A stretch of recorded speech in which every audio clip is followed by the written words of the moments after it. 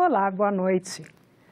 O relator da reforma da Previdência na Comissão Especial da Câmara dos Deputados, Samuel Moreira, leu hoje o parecer sobre a proposta de emenda à Constituição.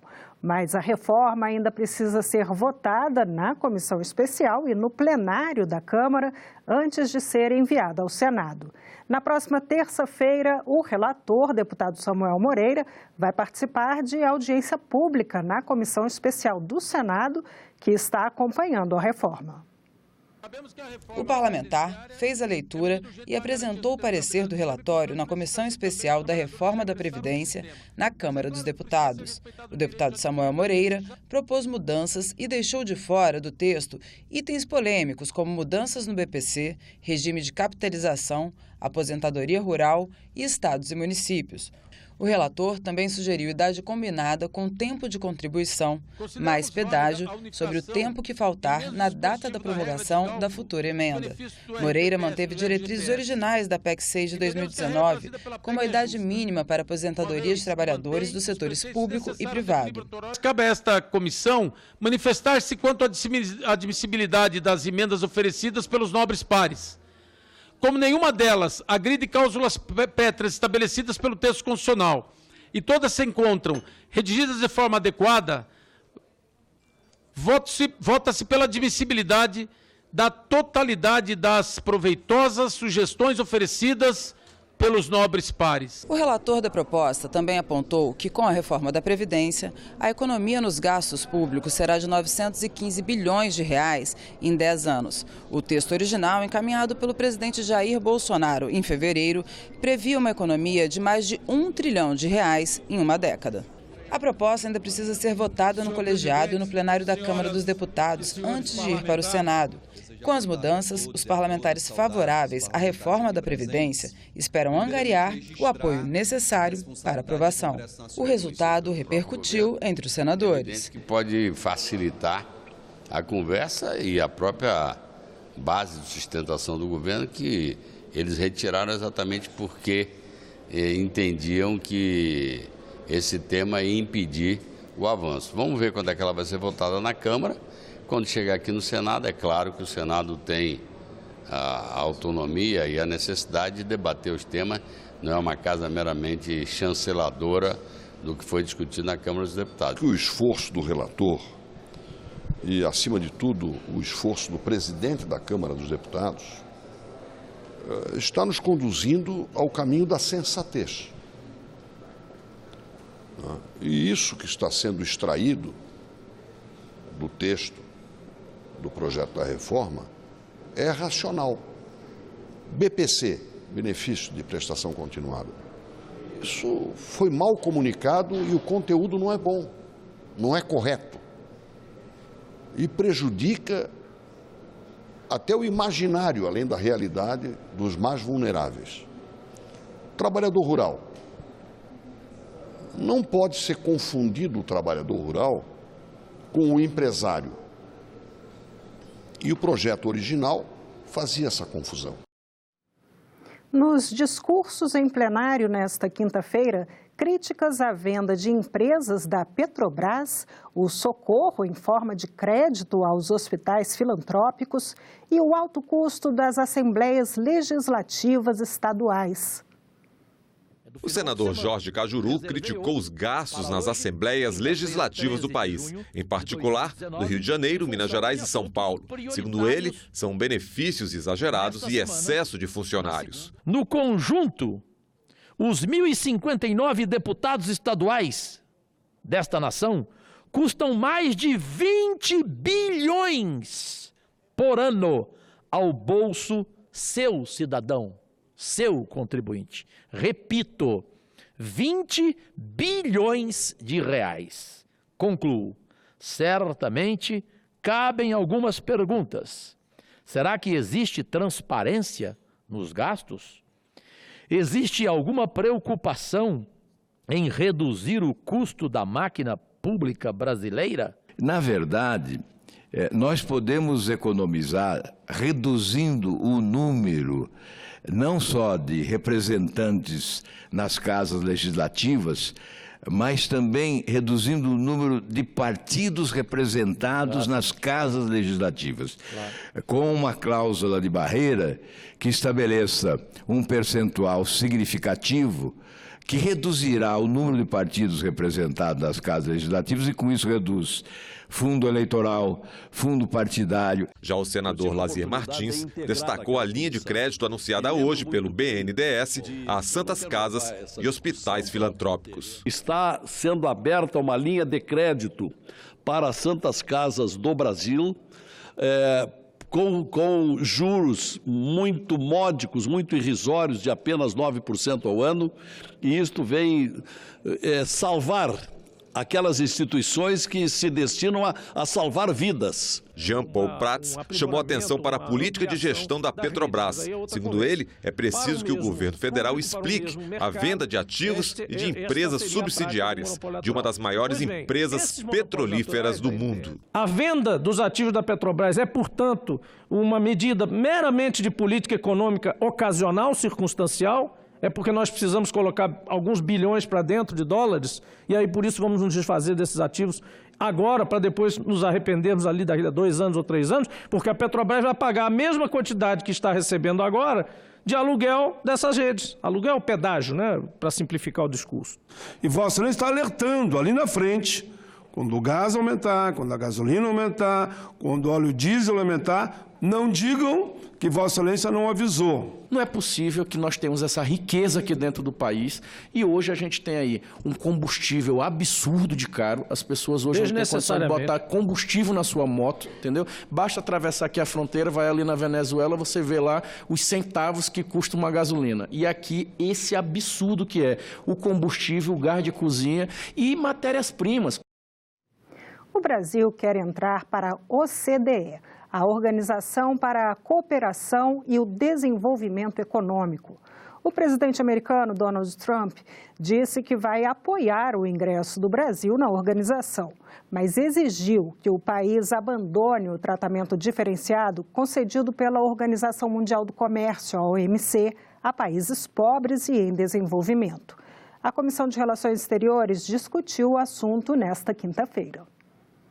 O tratamento especial diferenciado permite que um país lance mão de tarifas mais altas para proteger sua economia. Na análise comparativa entre o que nós eventualmente obteríamos na OMC, em termos de tratamento especial diferenciado, que, como eu disse, é modesto ou quase nada, e os benefícios que advirão do ingresso do Brasil na OCDE, essa avaliação indica que o segundo é muitíssimo mais relevante do ponto de vista econômico do que o primeiro. Mas a exigência de se abandonar o tratamento diferenciado para ingressar na OCDE não foi vista como obrigatória por todos os participantes da audiência pública. Esses dois temas, OMC e OCDE, ou seja, mais especificamente, tratamento especial diferenciado na OMC e entrada ou não de um país na OCDE, não deveriam, em princípio, estar juntos. Nenhum país em desenvolvimento que faz parte da OCDE, de nenhum deles foi exigido abrir mão do tratamento especial diferenciado na OMC. É possível adotar um modelo como utilizado por Taiwan, que não solicitou sua mudança de enquadramento. Para Paulo Nogueira Batista Júnior, que já foi diretor do Fundo Monetário Internacional, o ingresso na OCDE é prejudicial ao Brasil. É um clube normativo, com normas que restringem severamente a aplicação de políticas de desenvolvimento que podem e convêm a países como o Brasil. Esse integrante do governo vê vantagens, já que o país vai poder utilizar políticas públicas bem-sucedidas em outros países integrantes da OCDE. Entrar na OCDE significa entrar num clube daqueles países que buscam melhores políticas públicas. Grande parte dos problemas que nós construímos ao longo dos anos, problemas econômicos, sociais, etc., deriva do fato de que a gente tinha políticas públicas que não eram tão bem desenhadas, não eram tão bem adequadas para lidar com os problemas brasileiros. Os participantes do debate divergiram sobre a eficácia da utilização do tratamento especial diferenciado. Poucos países tiveram vantagens, de fato, de desenvolvimento com base em regras preferenciais de tratamento preferencial diferenciado. Podem ocorrer, sim, negociações globais ou setoriais, plurilaterais no futuro, em que seja, sim, conveniente invocar esse tratamento. O debate aqui, até agora, é produtivo. Evidentemente que os que representam o governo defendem a posição do governo. O Paulo, que não é um membro da oposição, mas que tem a posição diferente, e o Welber colocou uma posição intermediária. Antes dessa audiência pública que nós vimos, na sessão deliberativa, a Comissão de Relações Exteriores aprovou o acordo para que brasileiros e alemães possam tirar um tipo de visto de férias-trabalho, válido por 1 ano nos 2 países. A concessão do visto contempla jovens com idades de 18 a 30 anos. O acordo vai permitir a permanência no Brasil e na Alemanha para fins de turismo, com a possibilidade de exercer um trabalho formal. O Senado inaugurou nesta quinta-feira a exposição Marrocos, uma amizade mais que centenária. A cerimônia de inauguração celebrou a relação diplomática do país com o Brasil. A exposição, parceria da Embaixada de Marrocos com o Senado, tem o objetivo de promover intercâmbio cultural entre os países. O senador Carlos Viana estava no evento que inaugurou a exibição. Que o Brasil e o Marrocos possam sempre ser países irmãos e que tenhamos uma amizade profícua e cada vez maior, respeitando uns aos outros. O embaixador do Marrocos no Brasil, Nabil Adgog, e o ministro dos Negócios Estrangeiros do Marrocos, Nasser Bourita, também estavam presentes na inauguração. A exposição fica aberta ao público até o dia 23 de junho, no Salão Negro do Senado Federal. Esta semana, o Congresso permitiu que o governo quebre a regra de ouro. A autorização é para fazer uma dívida de 248 bilhões de reais para pagar despesas correntes. Embora tenha votado a favor da medida, o senador Vanderlan Cardoso acha que o país precisa ficar livre de dívidas. Veja na coluna Salão Nobre com a jornalista Glauciene Lara. O Congresso aprovou o crédito de 248 bilhões de reais por unanimidade, 450 votos dos deputados e 61 dos senadores. A proposta permite que o governo emita títulos do Tesouro Nacional para pagar despesas correntes, ou seja, permite um aumento da dívida pública. Segundo o Tesouro, a relação entre a dívida e as riquezas produzidas no país está em 78%. Hoje não há um limite para o endividamento da União. Estudos internacionais consideram saudável a dívida entre 80% e 100% do PIB. Mesmo assim, o senador Vanderlan Cardoso, que é integrante da Comissão Mista de Orçamento, defende que o país use suas reservas para pagar a dívida e assim pare de gastar 40% do orçamento com juros e amortizações. Como presidente da Comissão de Ciência e Tecnologia, Vanderlan também reclama do contingenciamento de 42% dos recursos para a área. Segundo ele, também prejudicam as pesquisas o corte de 30% das despesas não obrigatórias das universidades e das 6.100 bolsas de pós-graduação. O crédito aprovado esta semana vai reverter 18% dos cortes na educação. 1 bilhão será destinado à educação e 330 milhões a bolsas de pesquisa. Estamos na contramão de países que, quando chega a crise, como chegou no Brasil, a primeira coisa que eles fazem é o quê? É investir em ciência e tecnologia para ajudar o país a sair da crise. Tínhamos mecanismos e temos mecanismos para que não houvesse esse contingenciamento, então poderia ter sido evitado. Que mecanismos são esses, senador? Recursos, do próprio recurso que tem no Caixa Único do Tesouro. E como nós vimos agora na coluna Salão Nobre, deputados e senadores autorizaram o Executivo a realizar operação de crédito no valor total de 248 bilhões e 900 milhões de reais. A maior parte do valor corresponde a benefícios previdenciários, como pensões e aposentadorias. O presidente da Comissão Mista de Orçamento, o senador Marcelo Castro, conversa sobre o assunto com a jornalista Renata de Paula. Olá, Congresso Nacional aprovou o crédito suplementar de 248 bilhões e 900 milhões de reais para que o governo possa pagar despesas correntes. Nós vamos conversar sobre o assunto com o presidente da Comissão Mista de Orçamento, senador Marcelo Castro, do MDB do Piauí. Seja bem-vindo, senador. Pois não, Renata. Às ordens, é um prazer estar aqui. Senador, qual a importância da aprovação desse crédito suplementar para o governo e para o país? É um crédito importantíssimo, porque se ele não fosse aprovado, ficaria o governo sem condições de realizar as despesas com o pagamento de ações tão importantes como a aposentadoria e pensões do INSS, o Bolsa Família, o benefício de prestação continuada. Olha a importância disso. Quem recebe o BPC, o benefício de prestação continuada, são aquelas pessoas que têm deficiências físicas ou mentais, ou aqueles velhinhos acima de 65 anos de idade que não têm como prover o seu sustento, quer dizer, os pobres, os miseráveis. E além disso também para recursos para o Plano Safra. Você imagine que o país entraria num caos se nós não tivéssemos aprovado esse PLN. E você acompanhou, você viu as indas e vindas, não é?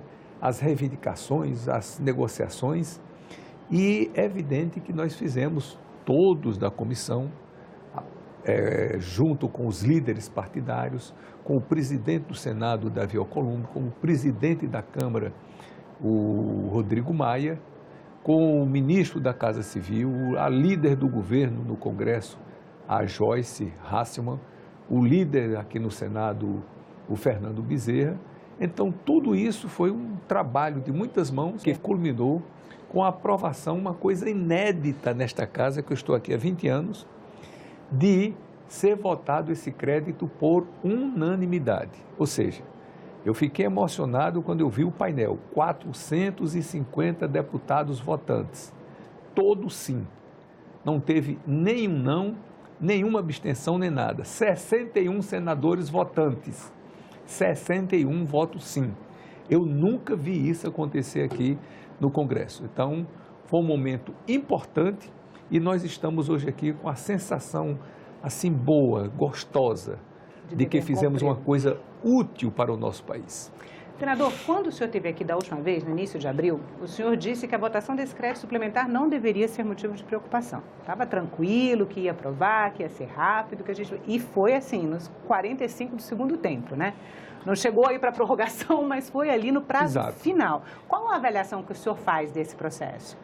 Todos tinham a compreensão, e daí a unanimidade da votação, de que esse crédito era imprescindível, era necessário, e que jamais seria uma situação que pudesse acontecer, inimaginável. Como é que nós iríamos justificar nos nossos estados que a pessoa que recebe o Bolsa Família não ia receber o Bolsa Família porque nós não tínhamos votado aqui no Congresso?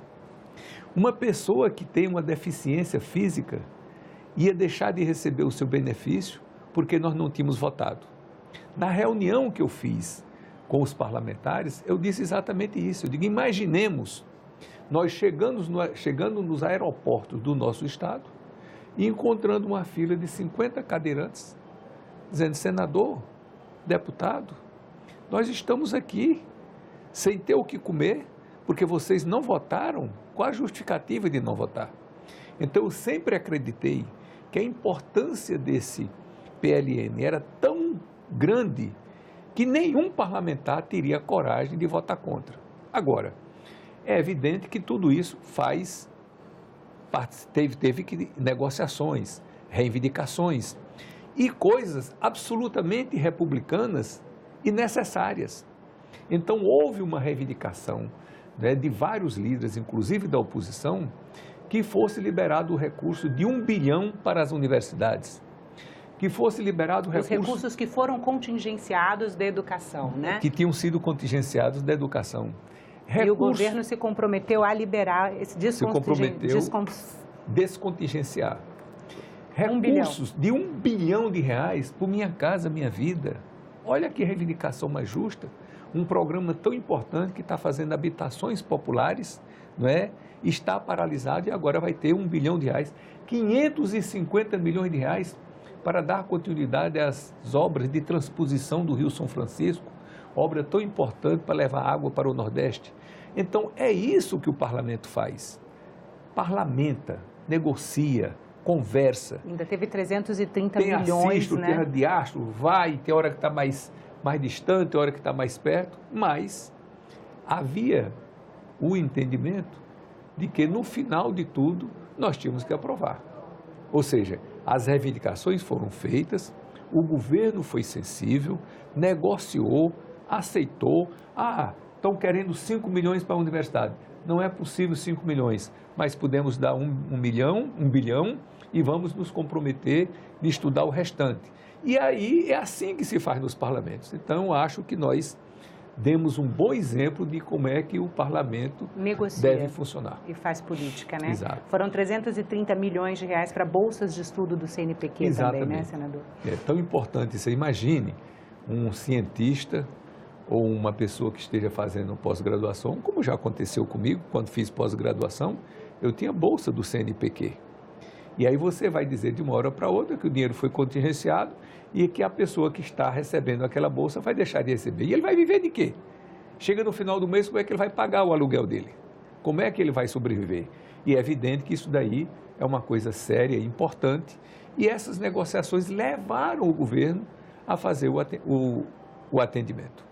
O senhor disse na tribuna do Congresso, em defesa do crédito suplementar, que não era uma questão de dinheiro, que era uma questão orçamentária. Exato. Como é que é isso?